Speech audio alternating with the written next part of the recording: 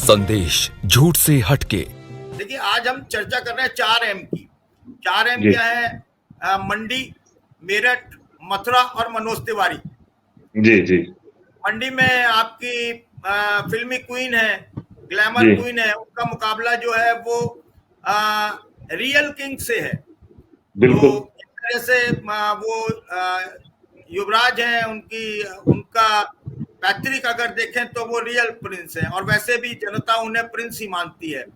वीरभद्र सिंह के बेटे हैं, प्रतिभा सिंह के बेटे हैं, और लंबे समय तक कांग्रेस से वीरभद्र सिंह ने वहां पर अपना सिक्का चलाया है। तो अब क्या स्थिति है? कंगना का जो चकाचौंध है उससे जनता को कैसा मनोरंजन मिल रहा है? कुछ वानगियां, मतलब कुछ खुश आ रही है जनता नजर? जीत हार तो होती रहती है, जनता। आपने सर दुखती रंग पहले ही पकड़ ली कि क्या जनता को मनोरंजन मिल रहा है। तो अगर मनोरंजन की बात करूं तो हिमाचल के साथ साथ जो पड़ोसी राज्य है पंजाब, वहां पे सनी देओल जी भी थे, और उनका बीते 5 सालों का किस तरह का कार्यकाल रहा था उससे हर कोई वाकिफ है। राष्ट्रीय स्तर पर भी वो भी बीजेपी के कैंडिडेट थे वहां से, और कंगना भी यहाँ से बीजेपी की ही कैंडिडेट है। तो ऐसे में एक तरह से ये कहा जाए कि गंभीरता जो एक लोकसभा चुनाव के लिए प्रत्याशी की चाहिए, वो यहाँ पर पूरा फिल्मी स्क्रिप्ट ही चला हुआ है।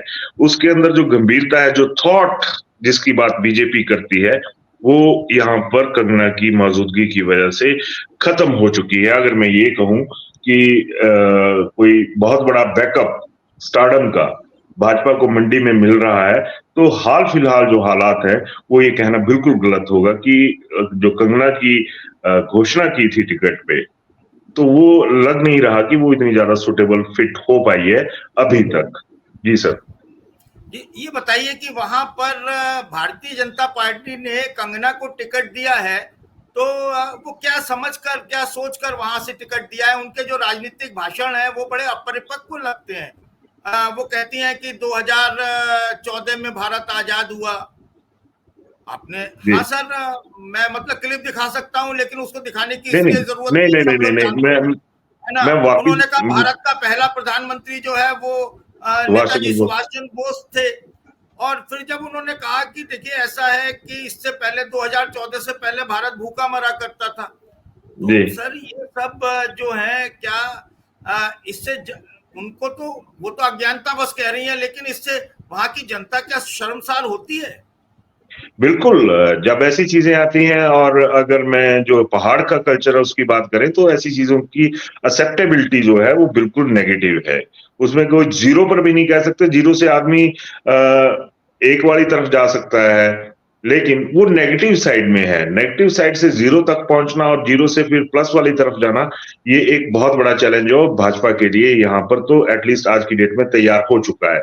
अब मैं अगर मंडी की बात करूं तो ये कोई भाजपा ने अपनी पसंद अगर वो कहा जाए तो वो नहीं माना जा सकता। उसकी वजह ये है कि जो पूर्व में हिमाचल के सीएम रहे हैं ठाकुर जयराम, वो बेसिकली ही बिलोंग्स टू मंडी डिस्ट्रिक्ट, और ये माना जा रहा था कि जयराम ठाकुर को दिल्ली बुला लिया जाएगा। जिस तरह से भाजपा में एक नया प्रचलन चला हुआ है कि पुराना मुख्यमंत्री उठा दो और फिर नए की तैयारी करो, क्योंकि भाजपा कम से कम इस मामले में तो फ्रंट फुट पर है कि वो सियासत में नयापन देना चाहती है।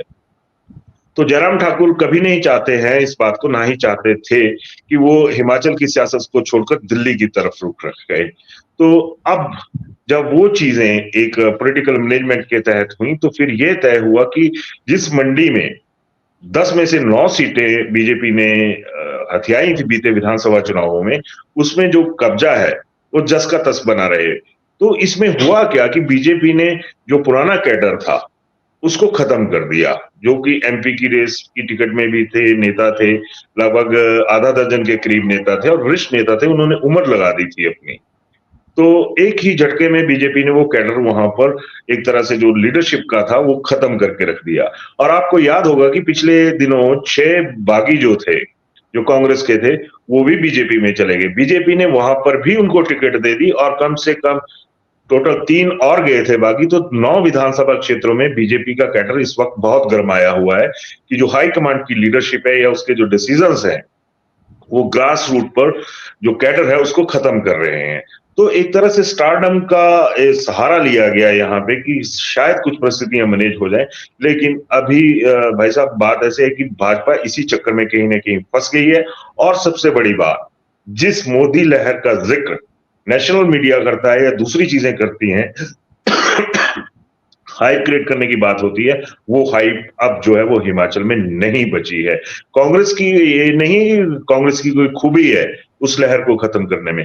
इसमें मगर ये कहूं कि भाजपा की नालायकियां रही हैं कि कांग्रेस फ्रंट फुट पर आई, तो ये भी गलत नहीं होगा, क्योंकि 1.5 साल के 1.25 साल का जो कार्यकाल अभी तक सुखू सरकार का यहाँ पे हुआ है वो कोई बहुत बढ़िया नहीं रहा है, इसी से इनकार नहीं किया जा सकता। लेकिन एक छोटी सी चूक, कैडर को मारने की शुरुआत, जो विचारधारा की परिवार विचार की बात भाजपा करती है उसमें, तो यहाँ पर एटलीस्ट जो हिमाचल है वहां पर भाजपा पिछड़ गई है। और शायद हो सकता है कि इसका बहुत बड़ा नुकसान भी देखने को मिले, क्योंकि जो भाजपा के राष्ट्रीय अध्यक्ष हैं जेपी नड्डा, वो खुद हिमाचल से हैं।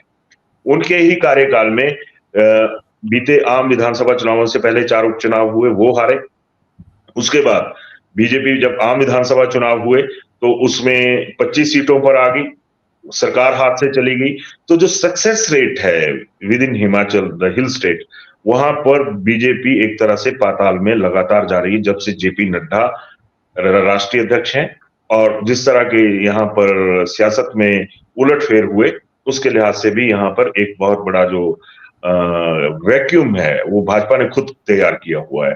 तो जिस तरह एक बात आपने और कही, मैं समेट दूं इस बात को यहीं पे कि विक्रमादित्य सिंह जो कि स्वर्गीय वीरभद्र सिंह के बेटे हैं, उनको जब यहाँ पे लाया गया तो अब बात आ गई विचार की, बात आ गई उस राजनीतिक विचारधारा से इत्र सामाजिक विचारधारा की, जिसमें विक्रमादित्य सिंह फिट होते नजर आ रहे हैं, क्योंकि वो उसी कल्चर में बड़े बले हुए हैं, सारी चीजें हैं।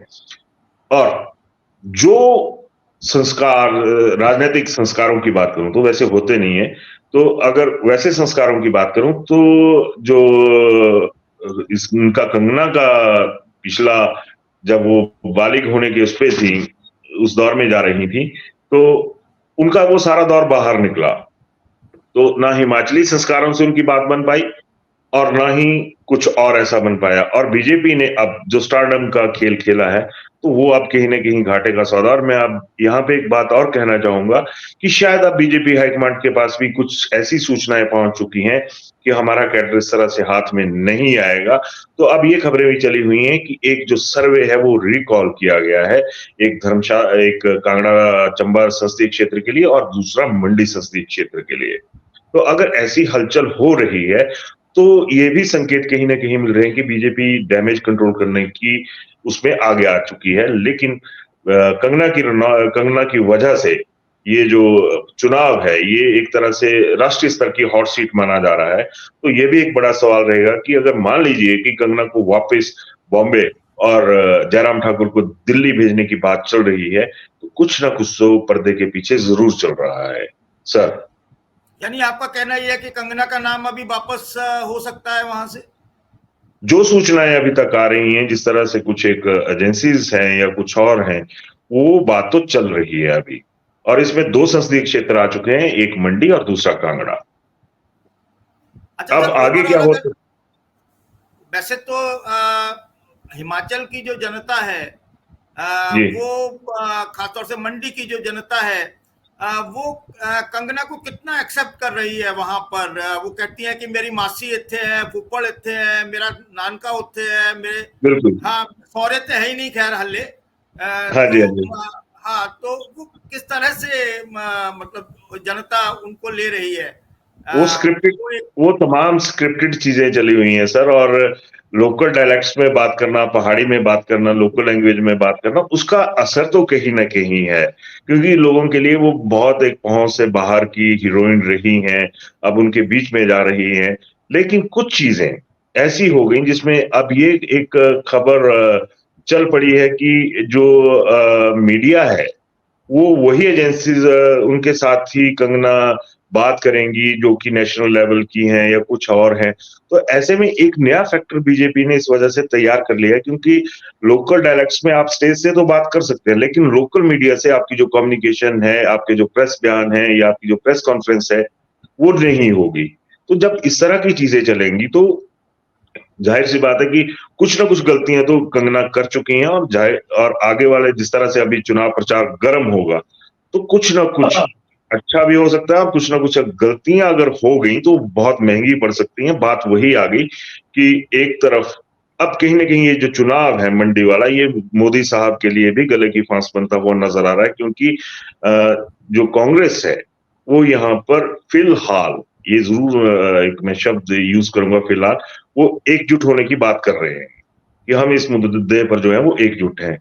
अब कांग्रेस कितनी एकजुटता दिखाती है, भाजपा किस तरह से जो स्क्रिप्टेड एक भाषण का आरोप लग रहा है, उससे किस तरह से निजात ले पाती है, वो एक देखने वाली बात है। हालांकि हर तरह से शिकंजा कसा गया है। आज कंगना रनौत जो है वो कांगड़ा जिले के दौरे पे भी थी, वो महामहिम दलाई लामा से भी मिली। तो जो मूवमेंट है एट प्रेजेंट, वो फिर एक बार कहीं ना कहीं से वीवीआईपी जो कल्चर है उसके अंदर फिक्स होती दिख रही है।